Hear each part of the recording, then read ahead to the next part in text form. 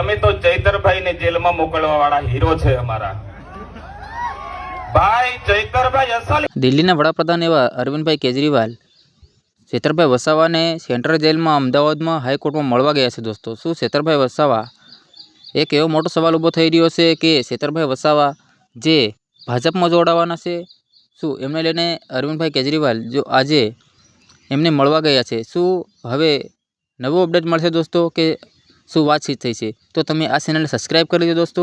અને અરવિંદભાઈ કેજરીવાલ દિલ્હીના વડાપ્રધાન છે એ છેતરભાઈ વસાવાને જેલમાં હાઈકોર્ટમાં મળવા ગયા છે. તમે લાઈવ વિડીયો જોઈ શકો છો દોસ્તો. તો તમે આ વિડીયોને જેમ પણ તેમ શેર કરી નાખજો દોસ્તો. અને છેતરભાઈ વસાવાને જે 24 ઓગસ્ટ તારીખ પડવામાં આવી છે એમ લઈને છેતરભાઈ વસાવાને જામીન અરજી સુનાવણી મળી જાય. તો આ વિડીયો તમે લાઈવ જોઈ શકો છો. અરવિંદભાઈ કેજરીવાલ એમને મળવા ગયા છે અને એમના કેટલા સમર્થકો એમની સાથે પણ છે દોસ્તો. છેતરભાઈ વસાવાને જેમ પણ તેમ જામીન મળી જાય એવું અરવિંદ કેજરીવાલનું કહેવું છે. અને અરવિંદ કેજરીવાલનો બીજો પણ સવાલ ઉઠ્યો છે કે છેતરભાઈ વસાવા ભાજપમાં કોઈ જોડાવાની એમને ઓફર મળી છે એવું કહેવામાં આવી રહ્યું છે. તો તમે લાઈવ વિડીયો જોઈ શકો છો. તો દર્શક મિત્રો, છેતરભાઈ વસાવાને જે 7 વર્ષની જેલની સજા કરવામાં આવી છે અને એમની તારીખ પર તારીખ પાડવામાં આવી રહી છે, તો એમને લઈને એક આ ભાઈ શું એમના વિશે શું કહેવા માંગે છે અને આપણા આદિવાસી સમાજને જે હક અધિકાર નથી મળી રહ્યો એમને લઈને શું કહેવા માંગે છે, તો તમે એ ભાઈનો વિડીયો જોઈ શકો છો.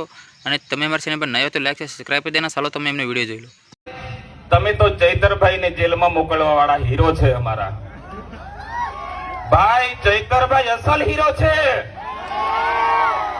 આ જે પ્રજા છે એ ગ્લાસ તોડવા વાળી પ્રજા છે. સંજયભાઈ જિલ્લા પંચાયત લડ્યા, ગ્લાસ તોડ્યો ને આપણે. કાચ કોને વાગ્યા? જ્યારે સરકારના ઈશારે, મનસુખભાઈના ઈશારે, ભાજપના ઈશારે, પોલીસના ઈશારે જ્યારે તમે એક ગ્લાસ ને હાચો તો તે ગ્લાસ તમે ફૂરચા ઉડાવી નાખ્યા, પણ અમે પણ બાકી છોડ્યું નથી.